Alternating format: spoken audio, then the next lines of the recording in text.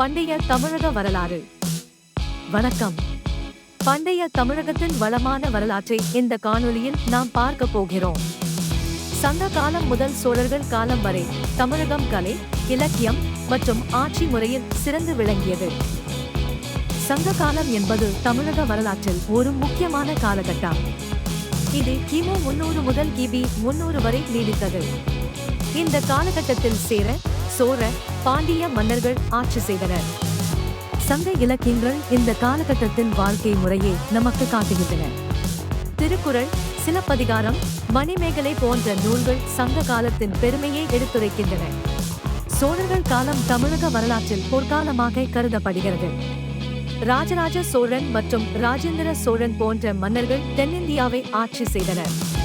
அவர்களின் கடற்படை வலிமை உலக புகழ் பெற்றது. சோழர்கள் கலை மற்றும் கட்டிடக்கலைக்கு முக்கியத்துவம் கொடுத்தனர். தஞ்சாவூர் பெரிய கோயில் அவர்களின் கட்டிடக்கலைக்கு ஒரு சிறந்த எடுத்துக்காட்டு. சோழர்கள் ஆட்சி காலத்தில் வணிகம் மற்றும் விவசாயம் செழித்தோங்கியது. பண்டைய தமிழக வரலாறு நமக்கு ஒரு பொக்கிஷம். நம் முன்னோர்களின் சாதனைகளை நாம் என்றும் நினைவில் கொள்ள வேண்டும். இந்த காணொளியை பார்த்ததற்கு நன்றி.